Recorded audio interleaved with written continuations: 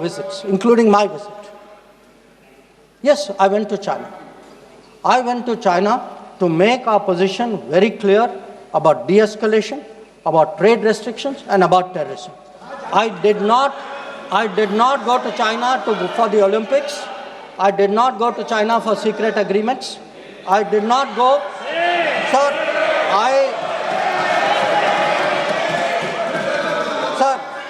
the House should know that people were watching Olympics when China was issuing stapled visas for people from Arunachal Pradesh and Jammu and Kashmir. This is the reality of China. Now,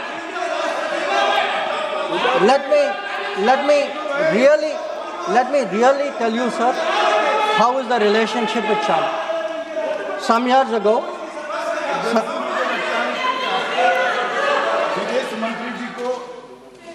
संरक्षण देना चाहिए। उनके speaker जब बोल रहे थे, हम पूरे धैर्य से सुने। मैं बताऊंगा कितनी असत्य बातें बोली गई कल, परंतु फिर भी असत्य को भी हम हलाहल समझकर पी गए। अब ये सत्य भी नहीं सुन पाते हैं। माननीय अध्यक्ष जी, मुझे लगता है आपको प्रोटेक्शन देना चाहिए। बैठे बैठे टोका टोकी करना सबको आता है, ऐसा नहीं हमें नहीं आता, मगर इतने गंभीर विषय पर चर्चा जब हो रही है तो सरकार के प्रमुख विभाग के मंत्री को बोलते हुए बैठे बैठे टोकना ये विपक्ष को शोभा देता है क्या? मान्यवर, आपने बिल्कुल उनको आग्रह से कहना चाहिए, वरना हम भी हमारे मेंबर को बाद में समझा नहीं पाएंगे।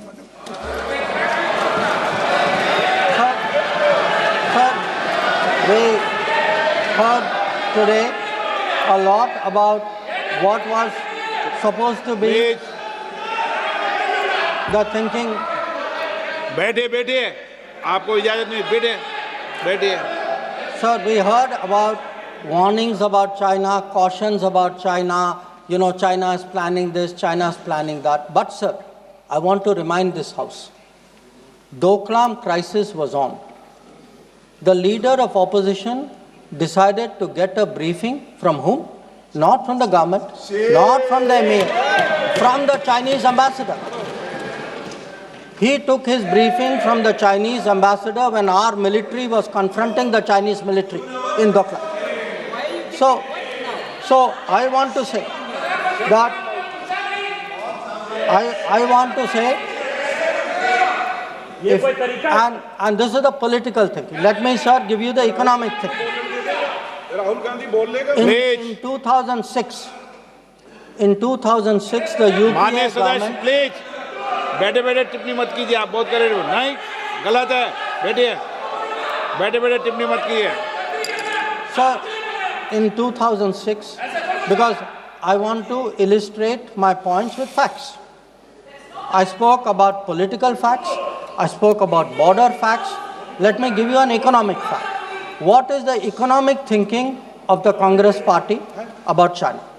In 2006, the Congress party agreed to do a regional trading arrangement with China.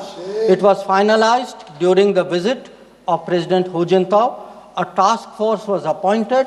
The task force gave a positive recommendation. Through the efforts of various people, this did not happen. Let me give you the technology side. The very people today who are cautioning us on China are the people who allowed 3G and 4G to come from China. It is this government which made sure there was a made in India 5G. And finally, sir, we keep speaking about the border. The border, if today, whether it is the border with Pakistan, whether it is the border with China or any other border, if our military is today able to stand its ground, the kind of massive deployment that we saw on the China border after 2020, it is because our border infrastructure budget has gone up 4 times. Our tunneling, our road building, our bridging has doubled or tripled. And this is a far cry from the period when the thinking was, let's not develop the border because then the Chinese cannot come there. We had 60 years of neglect of the border. Today, in the last 10 years, that neglect has been reversed. There is still a lot of work to be done. So I think people need to understand. And it's not just in India, sir. We have just come back from Maldives. When I hear comments about foreign policy, yesterday, day before yesterday, the Prime Minister was the guest of honor at the Independence Day of Maldives. This is the country which during their time forced an Indian company to leave an airport. That country today has invited India to build 2 new airports. Look at Sri Lanka. If the Hambantota port was built between 2005 and 2008, and at that time it was actually justified as saying that it has no impact on India's interest. So I want, sir, the House to appreciate that the people who are today claiming to be custodians of national security thinking, who say that they are giving warnings, let us look at the record, let us see what they did when they were in office. But now allow me to come back to Operation Sindoor. So I want, sir, to conclude by saying this. The challenge of cross-border terrorism continues, but Operation Sindoor marks a new phase. There is now a new normal. The new normal has 5 points. 1, terrorists will not be treated as proxies. 2, cross-border terrorism will get an appropriate response. 3, terror and talks are not possible together. There will only be talks on terror. 4, not yielding to nuclear blackmail. And finally, terror and good neighborliness cannot coexist. Blood and water cannot flow together. This is our position. So let me conclude, sir, by recognizing the role which this body and the upper house has played during this period in explaining our national position and our national interest on Operation Sindoor. We had, sir, 7 parliamentary delegations which went to 33 countries. Some comments were made about those delegations. I have to tell the honorable member, Arvind Sawantji, I'm sorry, you are completely misinformed. Those delegations were received with great honor. In many cases, the foreign minister of the country met them. Please look at the tweets of people sitting next to you. That itself will tell you. And इनके बगल वालों से पूछ ले वे जानकारी. Sir, these 7 delegations, the delegation led by Ravi Shankar Prasad ji, by Shashi Tharoor ji, by Baijan Panda ji, by Sanjay Kumar Jha ji, by Kanimori ji, by Supriya Sule ji, and by Shrikant Eknath Shinde ji. Sir, these 7 delegations did the nation proud. They across the board, and every member, members of opposition, members of the government, public-spirited citizens, retired diplomats, they were able to explain to the whole world our posture of zero tolerance against terrorism. So I would like, sir, to end my remarks with the hope that on an issue as important as this struggle against terrorism, we can only succeed in ensuring zero tolerance against terrorism if we have a united voice in this country against terrorism. There must not be any division of opinion on this matter. The way the parliamentary delegations behaved abroad, I hope the same solidarity will permeate the proceedings of the House. I thank you.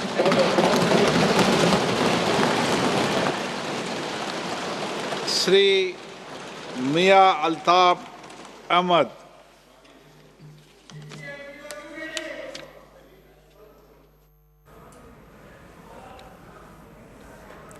Namaste, you're on the right stand. I'm Anand Narsimhan, and let's take this conversation forward on Operation Sindoor, the debate happening in Parliament, but more importantly, there were developments that happened with respect to Operation Mahadev in Srinagar and Jammu and Kashmir, just away from Srinagar in the Dachigam region.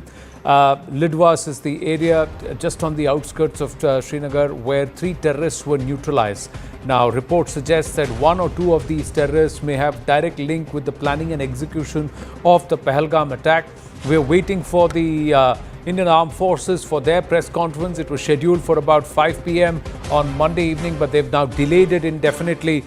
with a future date and time to be set, because the operation still continues. Operation Mahadev is not even on pause, it's still continuing. Operation Sindoor is on pause, as the government said, but it is willing to restart it if Pakistan does not mend its ways. But yet again, on a day when the existence of foreign terrorists and the involvement of foreign terrorists was questioned directly, indirectly by leaders of the opposition, as the debate was supposed to get underway in Parliament, well, the existence of foreign terrorists and their neutralizing on Bharatiya soil has been proved by the Indian Armed Forces. So let's go straight across to our guests and ask them.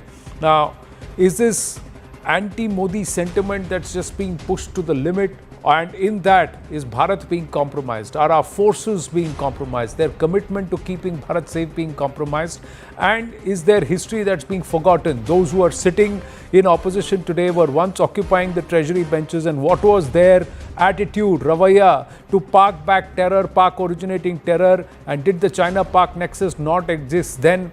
Over the last 7 decades of Bharat's existence, 7.5 decades. These are questions that remain, and some of those facts being pointed out by the External Affairs Minister too.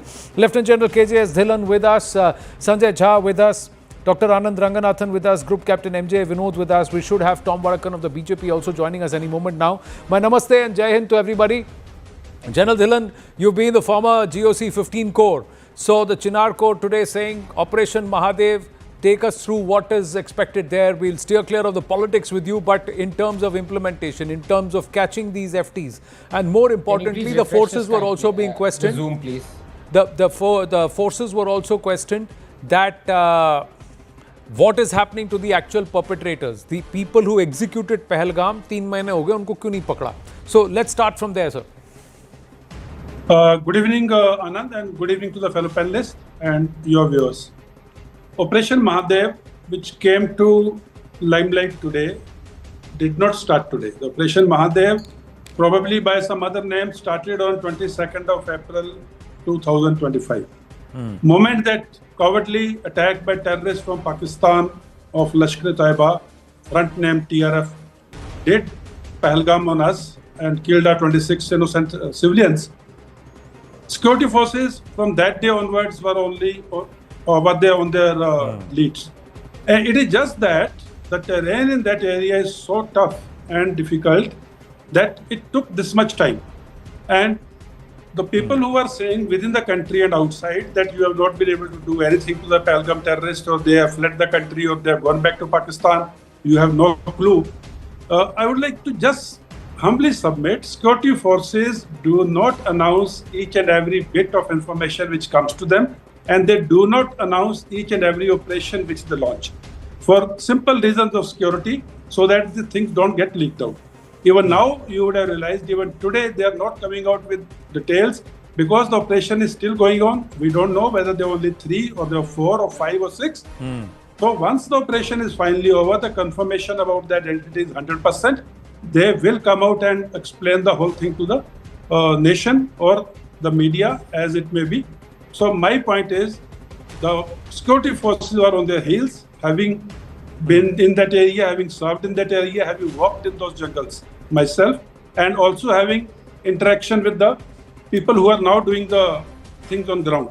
So it is just that, have patience, and more importantly, have confidence in your security forces. Because each and every word spoken by the tall personalities did affect the morale of security forces. And it is in everyone's interest, the people who are in high places, high chairs, they speak for the nation, for the security forces, and do not judge by number of days past. Judge by the results at the end of the day.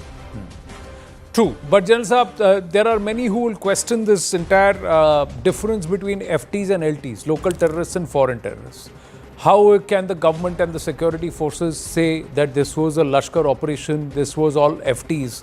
Where is the proof for that? Is that an unfair question to ask? One. Secondly, the other question that's being asked is, how did they get these AKs, the M4s, these 17 rounds of 17 UBGs, that is underbarrel grenades? All of this has been recovered. This has all been recovered in Bharatiya soil. So who is responsible and who should be answerable that how did they come into our soil in the first place? How did these FTs come here in the first place? Now, are these unfair questions to ask, or you would take exception to the manner in which or the tone in which these questions are being asked? Anand, without going into the politics of it, Ji. I personally have been fighting and killing the foreign terrorists since 1989. I have personally been recovering weapon systems much bigger than the under-barrel grenade launchers, right up to the tunes of, RLs and anti-tank weapons and anti-tank mines. Ji. So how did they come in is a long story, and everyone on the panel knows it. And it did not happen yesterday or today, so I'm not going into it. But the point is, the module was so heavily armed.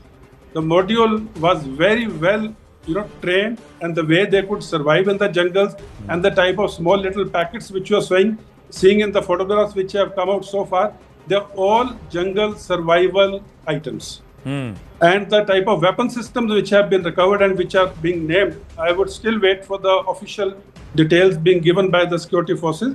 But notwithstanding, the type of weapon systems which are being recovered are not from a normal terrorist operating in J&K. I have handled them for so many years. And point about FTs and LTs, it's a matter of great pride that in last 6 years, especially after the abrogation of Article 370, the local terrorist content has gone down to almost 10 to 15% of the overall number of terrorists, which in itself has gone down.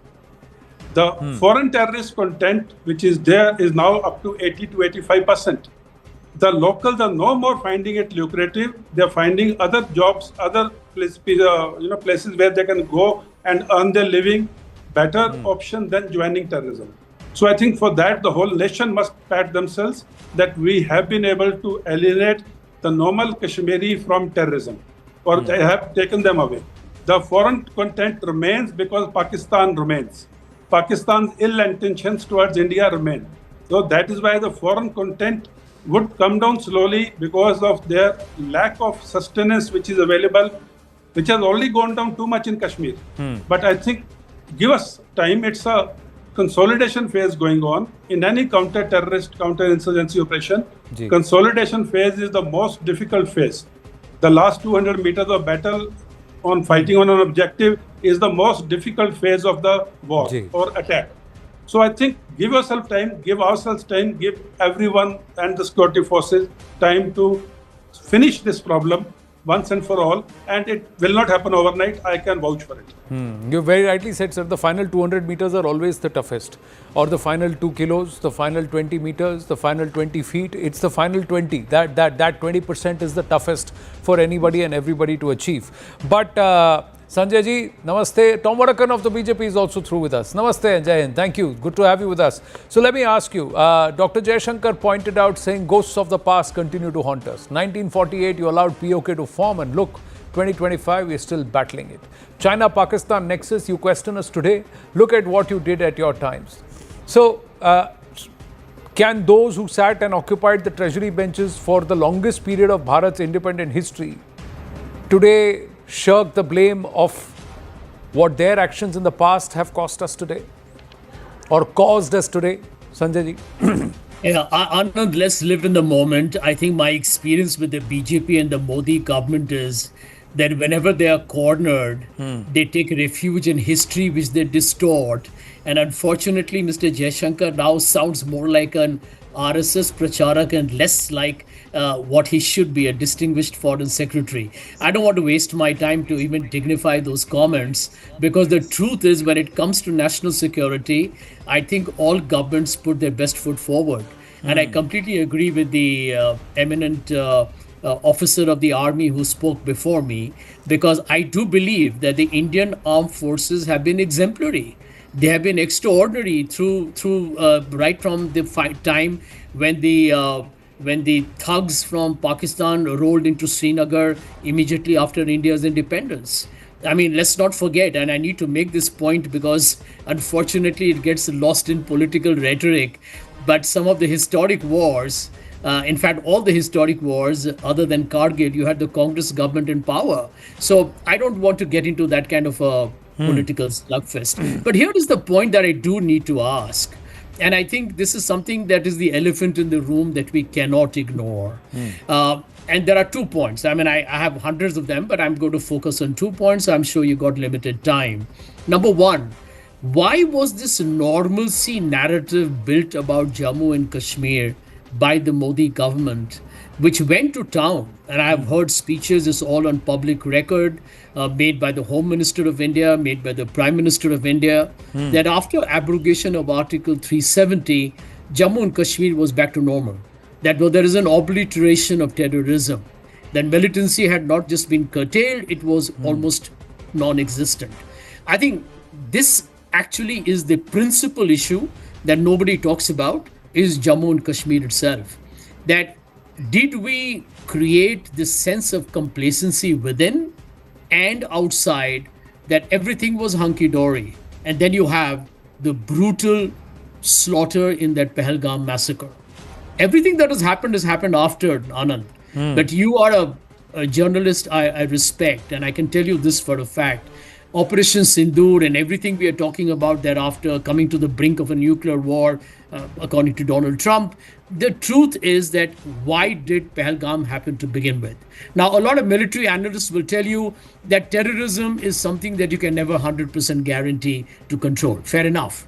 But did we have, until just a couple of days ago, we had Lieutenant Governor Manoj Sinha take responsibility for what happened? Who does he report to?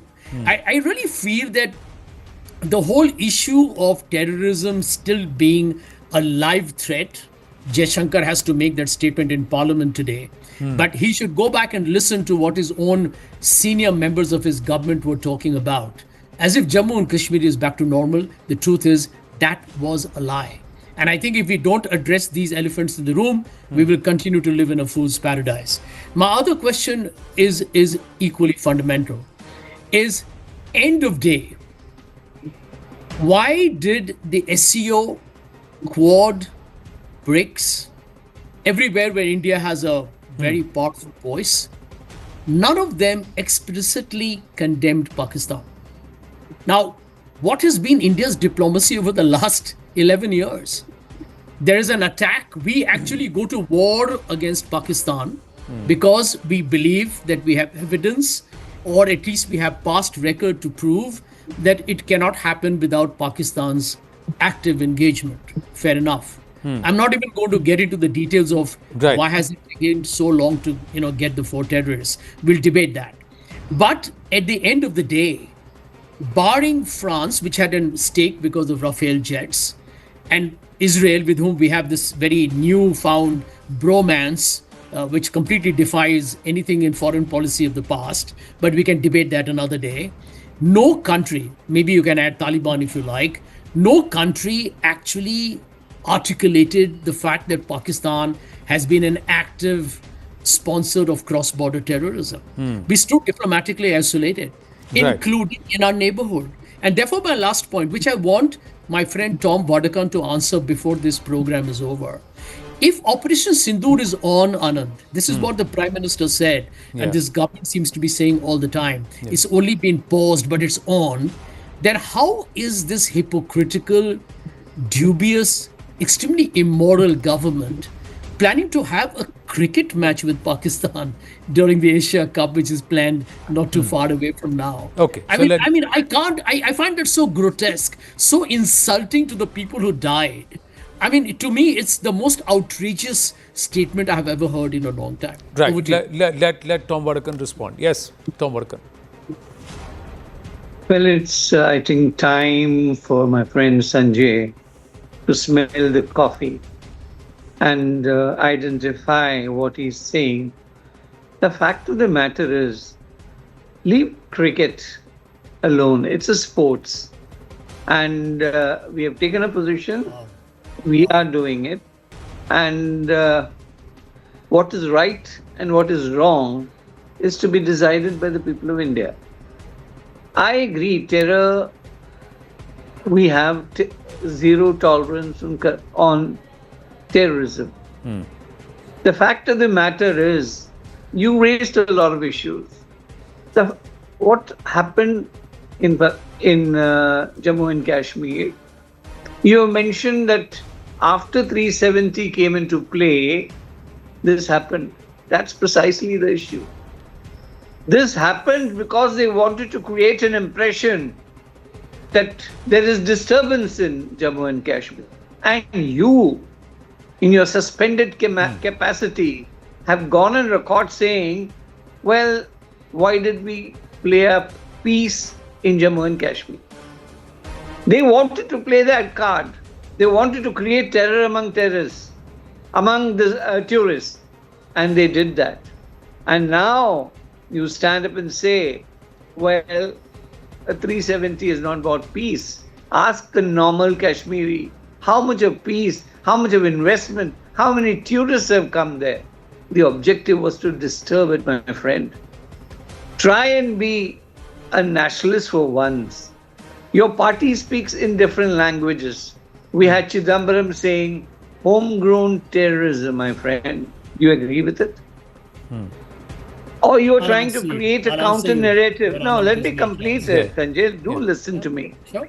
You're trying to create a narrative that, well, it could have been homegrown. But the fact of the matter is, two brothers who were giving logistical support to these terrorists have clearly stated that they were from Pakistan. The NIA is investigating the matter. They have fact-checked, and they are now going to point out, probably tomorrow morning or day after, the culprits behind it. 3 people have been killed. The mastermind has been killed. You don't believe the armed forces. Of course you don't believe them, because it doesn't fit into your narrative, Sanjay. You ask your leadership, what is their requirement? You speak the language of Pakistan. Have you become spokesman of the Pakistani establishment? Anand, the same question. Extremely foul and absolutely disgusting language being spoken by Tom Vadakan. Okay, you've raised your It's not objection. disgusting. It is to He's your making ear. statements here that are outrageous, Okay. obtuse, and stupid. Gentlemen, Do smell the You're coffee. sounding Gentlemen, stupid, I Tom. appeal to your better And be senses balanced. and your greater Stupid for the wisdom. record. Please have rebuttals, and you can take umbrage to what somebody has opined. But let's not get down to a personal level. My request, humble request. Yes, Tom Vadakan, please complete. Yeah, You're all everyone. But not fake news, for heaven's sake. This is applicable to everyone. My request. Yeah. No Go ahead, fake please. news, please, Tom. Carry on. The foreign minister of this country has stood up and pointed out the communication line between President Trump and the Indian Prime Minister. He has given dates where there was no communication at that juncture. They don't believe the foreign minister. The foreign minister of this country has pointed out the historical fact of what they were doing.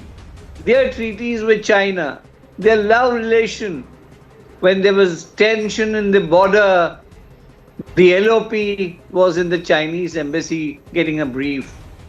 It is something that is factually correct, my friend Sanjay. Don't feel disappointed. That is what your leaders are doing. They are speaking the language of China and Pakistan. It's sad. It's a sad commentary on the Congress party and its India alliance to take a position as they've taken. There have been delegations that have gone from all parties. They have spoken about these issues, including Shashi Tharoor and other members of the India alliance. You don't believe them too. They've come back and said the same thing. They were not there trying to defend Pakistan. They were there to expose them. This is the issue that is there at stake. And I'm sorry to say this, Sanjay, you're a very sensible person. Your argument is based on a kind of a script and narrative that Congress wants to push. Thank you. Well, thank you, and rebuttals coming your way in a bit, but there are a few developments that have happened. We have Bijayan Panda just now speaking, and he has said that Dr. Shashi Tharoor was not allowed to speak. Let's just listen to what he had to say, and that's another part of the political part, and then we'll come back to the security issues in a bit. Yeah, listening. कई सारे ऐसे नेता हैं जो बहुत अच्छा बोल सकते हैं. मैं तो सुन रहा था मेरे मित्र मान्य शशि थरूर जी जो बहुत ही अच्छा बोलते हैं ये तो हालांकि अलग बात है कि अभी कुछ दिनों से उनके नेतृत्व उनके पार्टी के तरफ से उनको बोलने नहीं देते हैं, लेकिन मुझे बहुत अच्छा लगा कि उनको देश के हित में बोलने के लिए कोई रोक नहीं सका.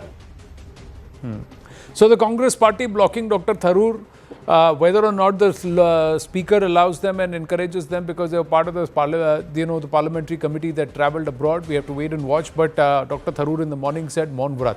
So people who take a variant position to the opposition are not being allowed to speak. That's another part.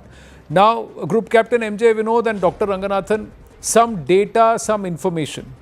So Mr. Sanjay Jha turned around and said that terrorism had not yet been wiped out. So why did the government make these claims of normalcy in Jammu and Kashmir? So Tom Vadakan, I quickly want you to answer that. Did the government jump the gun to try and claim normalcy in Jammu and Kashmir post the abrogation of Article 370? Did the government jump the gun by trying to push through elections within 5 years of the abrogation under pressure from the Honorable Supreme Court when it was not all normal in Jammu and Kashmir? It was not normal. It's a narrative that they're trying to build. Investments have come in, tourists have coming in, films are being shot. And the argument there is that there was no peace there. Ask a normal Kashmiri, theatres are full, the hotels are full. If that is not peace, what is, Sanjay Bhai? Here I am telling you, there was peace. And the attempt that was made of destroying terrorism was essentially motivated by the Pakistan terrorists to create ruckus and create an impression that peace is not okay, returned. 2019, okay, I just want to put perspective. So, Pahalgam happens, there is an attack which happens on the Yatris, there is an attack on Zedmore Tunnel. All of these attacks happen between 2019 to 2024. Terror attacks, hybrid attacks have happened in Jammu and Kashmir. So, in that case, Jammu and Kashmir is not normal as per Sanjay Jha in the opposition. So, why did you declare normalcy? Just some data. So, it's a 6-year period. I'm just going to quote some instances from a 6-year period during UPA 2. So, Jaipur, 13th of May 2008, 9 serial blasts, 71 people killed. Srinagar, attack on CRPF camp, May 13, 2013, 77 people killed. Ahmedabad, July 26, 2008, 21 serial blasts, 56 killed. Then again, I am taking from 2008 to 2014. November 26, 2008, series of coordinated attacks, 171 killed. This is Mumbai. July 13, 2011, 3 serial bombings, 26 killed. This is Mumbai. February 13, 2010, blast at German bakery, 17 killed. Then Chennai, 1st of May 2014, twin bombing at the railway station. 2010, Dantewada, Maoist attack, security forces, 76 killed. 2013, May, Sukma, Naxal attack, again, Darba Valley, 32 killed. 2008, October 21, 6 serial blasts in Agartala. 2009, 3 serial blasts, 1st of Jan 2009 in Guwahati. 30th October 2008, 18 serial blasts, 4 cities in Assam, 81 people killed. Patna, 27th October 2013, 6 serial blasts at an election rally of PM Modi. Kathua, 26 September 2013, twin suicide attack, 13 people killed. So, Dr. Ranganathan, going by this, all of Bharat was not normal at all. Good evening, Anand, and good evening to my fellow panelists. I've been listening to this very invigorating discussion, shall we say. I have a couple of points to make. First of all, we can only go by facts, and I think all of us should, because rhetoric should be kept aside, especially in matters where our beloved military is involved. It is beyond doubt that the terror and stone pelting incidents over the last 5 years, ever since Article 370 was abrogated, have been reduced by almost 2/3. That I'm stating as a fact. It is beyond doubt, as Tom G said, that the tourism has increased, that the infrastructure has increased by leaps and bounds. Kashmir is seeing, quote unquote, a new dawn. But having said that, as I've said before, in fact to you, that we are looking at the hyena outside our home but ignoring the elephant in the room. There is only so much peace that you can bring to the valley before the demography is corrected. Because the fact of the matter is, define normal. What is normal under such circumstances? Is tens of thousands of people collecting for the funeral of terrorists like Wani and Nasrallah, is that normal? Some things will never change unless some drastic measures are taken, like demographic shift. But be that as it may, given the circumstances, Kashmir is as peaceful as it has ever been, barring the incidents that you can't prevent. Now, let me come back to this issue. This has to be said. I'm sorry, but at a time when the entire nation should come together, I'm afraid it is shameful how the Congress and Rahul Gandhi are behaving, and I'm so glad that Dr. Jaishankar turned Rahul over and jabbed him with facts of history. But will it cure him? Why is Rahul Gandhi talking the language of Pakistan? Why is the bailed marshal siding with the failed marshal?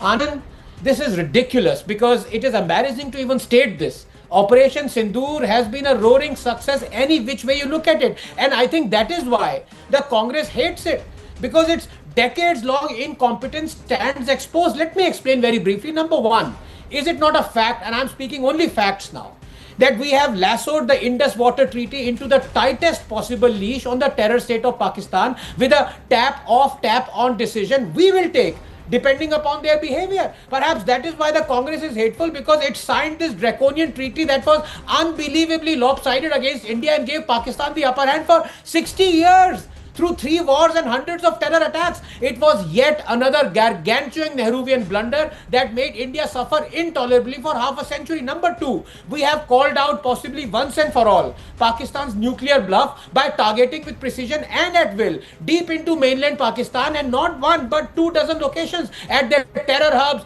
airfields, ammo dumps, military locations. Their nuclear bluff, Anand, lies crunched up in the nearest trash can, and they know it. And perhaps that is why the Congress is hateful, because it has always succumbed to Pakistan nuclear bluff, never called it out, in fact wanted to collaborate on nuclear technology. Remember the time when we didn't bomb Pakistan's terror hubs in the wake of 26/11 despite pleadings of our Air Force chief? Number three, we have ascertained the robustness of our offense and more crucially our defense capabilities. The stupendous success of the ADS, the pinpoint accuracy of our missile strikes deep into Pakistan while our fighters not entering their airspace is an incredible reassurance to all Indians. Perhaps that is why the Congress is hateful, Anand, because under it, our defense capabilities and equipment were found to be woefully short of the necessary requirement. Most crucially, our fighter jet squadron strength under Congress, we were proud to not make road infra because we reasoned that if we made it, the enemy would use it. Finally, 30 seconds, number 4, the new doctrine that we have formalized, that from now on, every act of terror, as Dr. Jaishankar said, will be seen as an act of war, is again a great plus.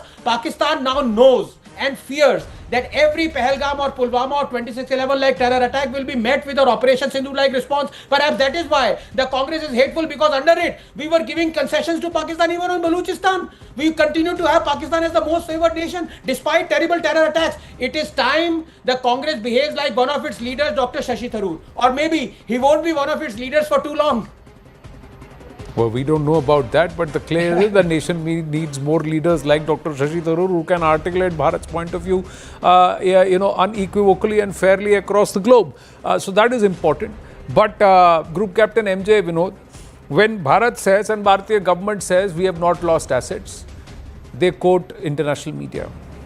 When Bharat's Prime Minister and its leaders say, no, there was no intermediary, there was no pressure built, there was no talk of trade, they still quote a president who is saying tens of things on Truth Social and tens of other things on X and also to the media. So that's a president of another country. He'll have his own issues. But why is it that always the opposition in this country currently decides to believe somebody else but not the government? Is it because of their, I forget the word, innate hatred, if I may say, for Prime Minister Narendra Modi? Is this government so untrustworthy? Has the government falsified information? Has the Prime Minister lied to the country that the opposition of the country refuses to believe him or members of his government? Anand, thank you for having me over, and my pranam to all of you. Let me first address the elephant in the room, Anand. and unequivocally, and for the consumption of Mr. Sanjay Jain, and I'm all completely with him with regard to the point on cricket. In fact, I tweeted about it as well. So that point absolutely taken. So after many years, Anand, I went to Srinagar on 22nd and 23rd, 5 days ago, 22nd and 23rd of this month. And what I saw was a city which is profoundly changed.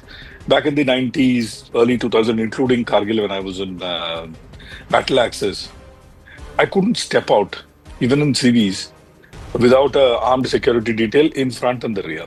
Not only me, nobody could go out at that time.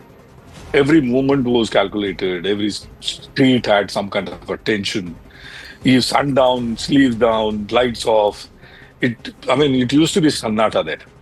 But this time, what I saw was, it gave me so much of happiness, and I can't explain it to you. There was peace in the air, and more importantly, there was peace in there in the faces of people. My orderly, he's now started a restaurant where he sells the Kapraka and Harissa, and he is now a thriving man.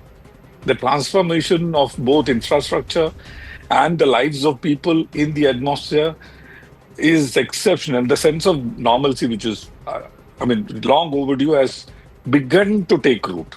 There I will give it to Sanjay Jha. There is still work to be done. But this renewed sense of calm and hope, that is the only, way forward, is my humble point. Now coming to the aspect that you asked, Operation Sindoor is a live, ongoing military operation. And let me tell you, we are people who have not worn uniform cannot probably fathom this. In the armed forces, political intervention is next to zero, except we go and give our plans or what is the effect of our operations, which I have done, Indian Balakot, etc. There is next to zero. On that, it carries an immense importance of strategic sensitivity. In that context, I'm saying this. Seeking this detailed disclosure, speculative analysis is not only inappropriate, Anand, it is also potentially dangerous, because it is matter of national security, and our forces operate in environments where a fragment of premature information can risk lives, including mission success. This isn't about opacity, it's about operational integrity. In दोनों में फर्क समझना पड़ेगा. Opacity is not the case. It's operational integrity which is in question. So at this moment, our job as citizens, as media, as opposition, as policymakers, is to trust the men in uniform and women in uniform and understand the gravity that is unfolding every passing day. If you think enemy is sitting tight after getting hit in 22 minutes in 10, 11 bases, he's not. He's also licking his wound, and he also wants to get back at you.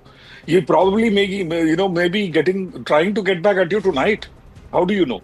And we need to resist the temptation to demand clarity, where clarity would come at the cost of consequence, which I'm sure Sanjay Jha or his party or anybody do not want. So they are being, naive in asking such a question, Anand. Are they being naive, or are they telling the government that if you are going to try and chest thump when there is a victory, then you must also have the gumption to come back and accept if there is a setback?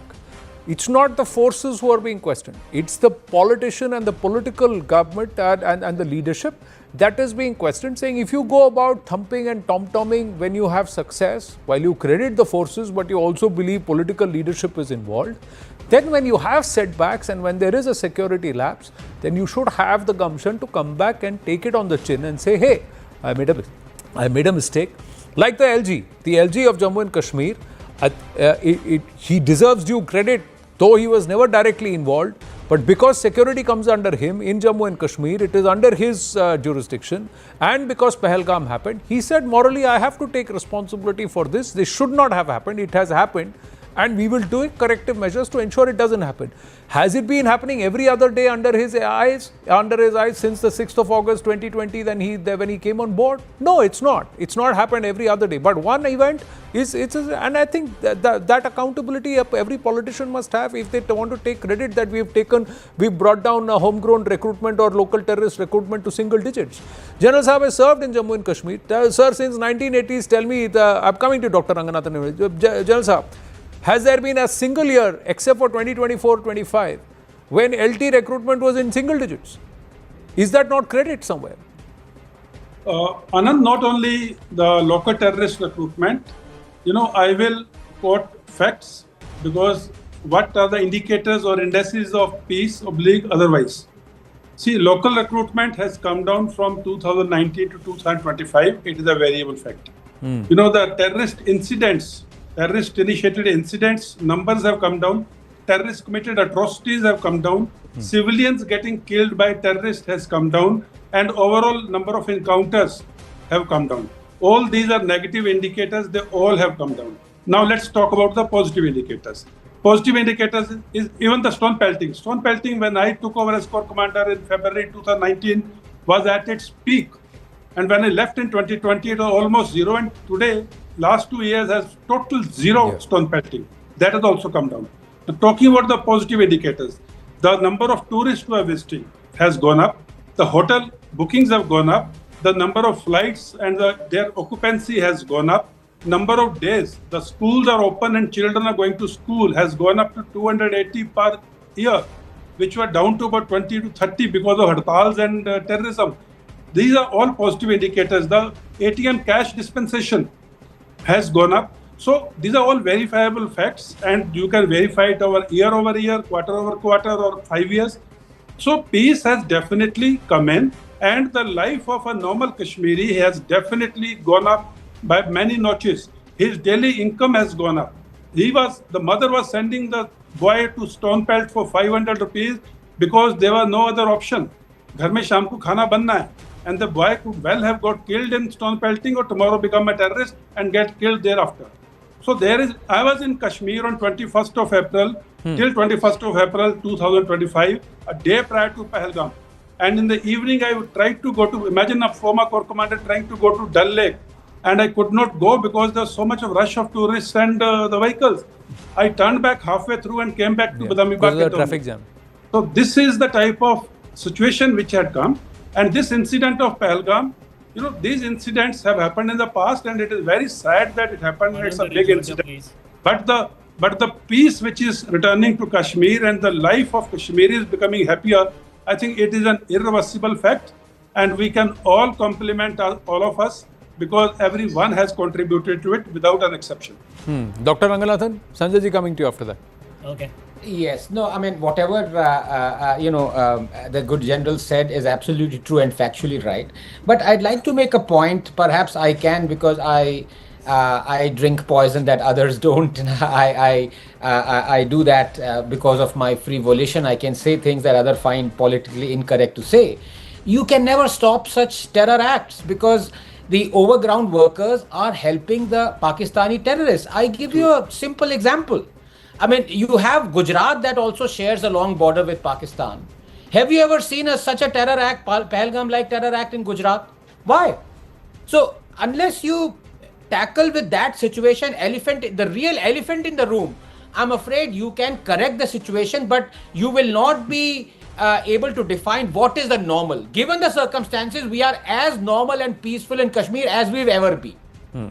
We can be much better, and I am as an individual, as a civilian, as a journalist, I have seen multiple things. I've seen shutters which said India go back, shutters or competition to put up the Pakistani flag higher than the India flag, and the Fauji's looking at saying, sir, 200 feet ऊपर चढ़ के उसने लगाया है, तो उसकी दिलेरी को दाद देनी चाहिए कि कल को आज पाकिस्तान का फ्लैग लगा रहा है, कल हिंदुस्तान का लगाएगा. And exactly that happened 2 years later, where the same individual went up the same post and put up the Hindustan flag. It's about how you change and you interact. So the same portion, same place where they used to say after 6 o'clock आप बाहर मत निकलना sir, पता नहीं क्या हो जाएगा. At 11 in the night I've played football somewhere in Kashmir, in the valley. and a place where nobody would go. So that has also happened. So those things have changed, viewers, and it's true.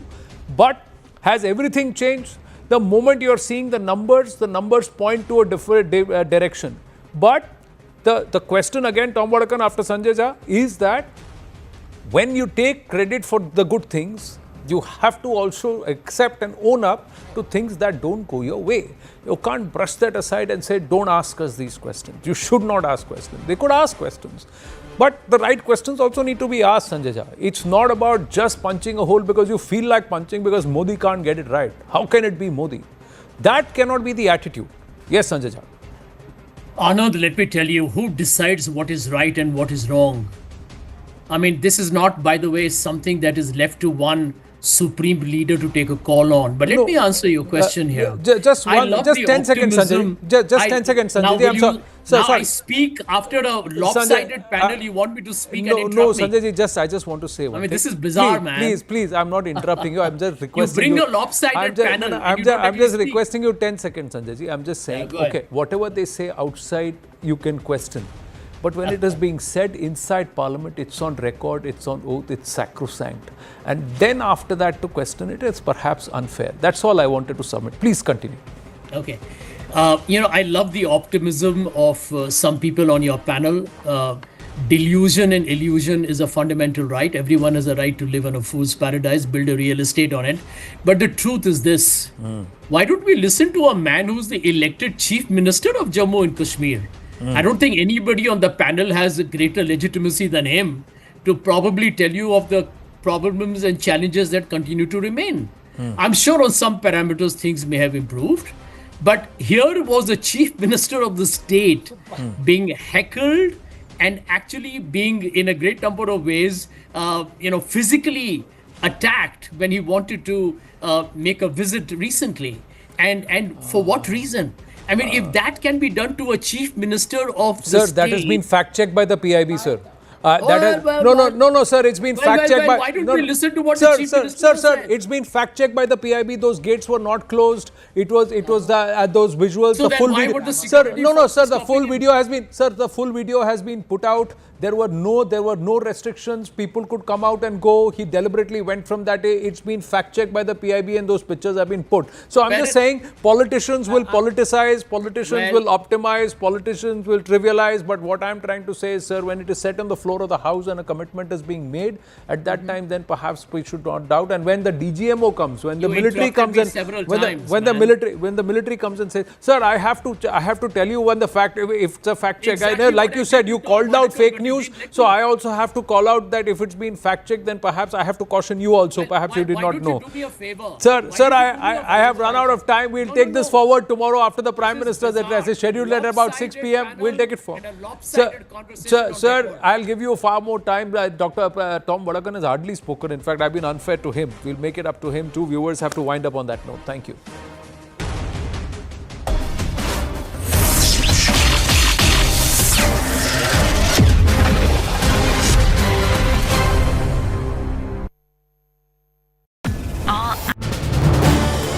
This is News 18 Network.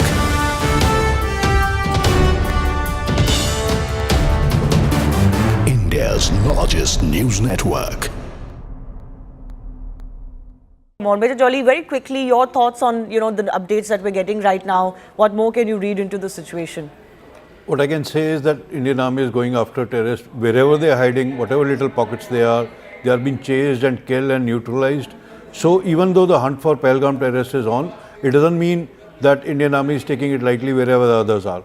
So could these be linked to Pahalgam? Do you think something of that sort could be possible? Can't really say actually till the time the details come out. It's a 50-50 thing. They could be or they could not be. But what is more critical is here to say that Indian Army is going all guns out and chasing them out wherever they are hiding. And sooner or later the Pahalgam terrorists will also get caught as they keep neutralizing these terrorists more and more in all the areas. My colleague Akash Sharma is also joining us. Akash, what are the details that you're picking up? Right. So, Shivani, as of now, defense sources are telling us that around 11 a.m. this operation was launched when a domination party was, in fact, going in that particular area, and they saw the movement. Immediately, this Operation Mahadev was launched. And right now, while they are not confirming the number as to how many terrorists are down, but sources are telling us that all three are likely, killed in this particular operation. Wait for some more details as to when these bodies are recovered. Only then the officers can confirm. But right now, it is one big success for Indian Army. Also, Shivani, as far as connection is concerned, so we'll wait for some sort of official input on that, Yes. because right now, while there are indications that these individuals were somewhere connected to the Pahalgam attack, officers are not confirmed, because they are also they will have to ascertain the identities for the sort of they have from other agencies. So it will whether or not these individuals were somewhere connected to Pahalgam. But right now we are learning that all these three terrorists are killed in this particular operation, a major success for an army. Yes, Lieutenant General Sanjay Kulkarni, a major operation certainly seems to be a major one, and also already successes for the Indian Army, where all three terrorists that are suspected to be holed up there have been neutralized. They're expected to be foreign terrorists. I'm told that this they were sighted only a few hours ago. So quick success is there as far as this operation is concerned.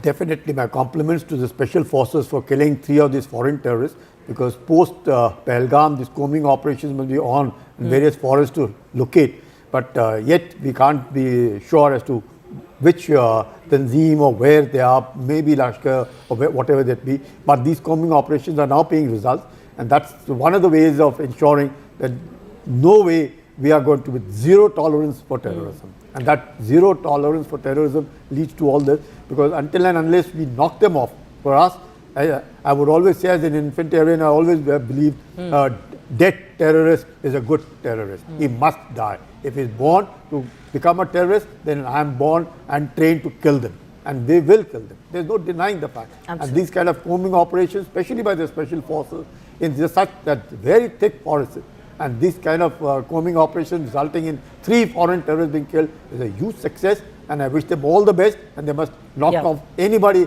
and everybody who indulges in terrorism anywhere to be killed. Yeah. Major Jolly, can I ask you, we are being told that the bodies are being, taken from the encounter site, and they are going to be brought to a, secure location, and identification processes will begin. Could you give me an idea of what really happens once you've neutralized a terrorist, and then, how do you make more identifications, etc.? So you, obviously you carry out the entire check of the documents they carry. So more often than not, you do find some kind of ID telling them whether they're foreign terrorists or local, or where do they come from. A lot of these people carry small letter pads or kind of ID of the Tanzim they come from. Like, let's say, since they have been identified they are from LET, it means they must be carrying some kind of ID proof or something like that. Or there is a badge they are carrying, or a patch. All the documents which are collected are sent to intelligence or signal community or the core headquarters here. The bodies are sent for post-mortem and are handed over to police. Basically, there's a whole structured process to this. But the aim of once the terrorist has been neutralized, any process after that is a 3-step thing. One, handing over the body officially for post-mortem to police for carrying out their post-mortem and final rituals. Second is carrying out all the check, all possible of all the documents, material, equipment they are carrying, and sending it to the concerned headquarters for, whatever is important for signals or intelligence or the headquarters, that is deciphered. And thirdly is, of course, identifying there which Tanzim they belong to.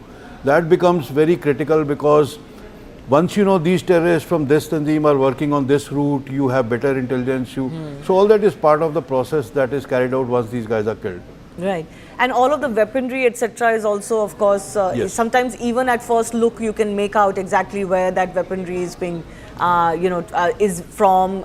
Any more clues that are supposed to be given, are supposed to be, a certain, are all very obvious. Yeah, at some point, like in 90s also, as more and more Tanzim started coming, or in 2000, there were some weapons which are very peculiar to some groups. So because they had more money, they had more support from ISI, they could buy certain kind of guns, and there was somebody had PK, somebody had RP.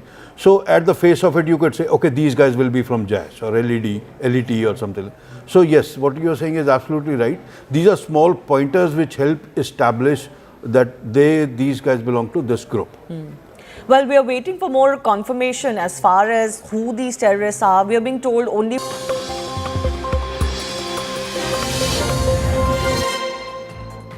Good evening, this is Brass Tacks. I'm Zaka Jacob. Parliament is seeing a fierce face-off between the centre and the opposition amid a marathon discussion on Operation Sindoor. This was launched against terror bases in Pakistan in response to the Pahalgam terror attack that happened on the 22nd of April. 9 terror bases were destroyed, were completely brought down to the ground in a matter of just 22 minutes. Today, in the House, in the Lok Sabha, Defence Minister Rajnath Singh initiated the debate. He hailed the bravery of our armed forces. Responding to persistent questions, Rajnath Singh firmly said that the operation was not halted under any external pressure. He directly dismissed claims by the US President Donald Trump that this had to do anything with trade or any of his threats to use trade to end the hostilities between Delhi and Islamabad. He also said that none of the important assets of the country were damaged. That's an important point that has been asserted by the Raksha Mantri today in the parliamentary debate. Congress MP Gaurav Gogoi, the deputy leader of the opposition in the House, he was the next to speak. He accused the BJP and the Modi government of dodging core issues, demanding further clarity on whether India had lost a or more than one Rafale jet during Operation Sindoor. The opposition has also sought an apology for what they call an intelligence failure that led to the attack in the first place. They've also questioned the diplomatic outreach, asking why Pakistan has not been designated a terrorist state by any other country.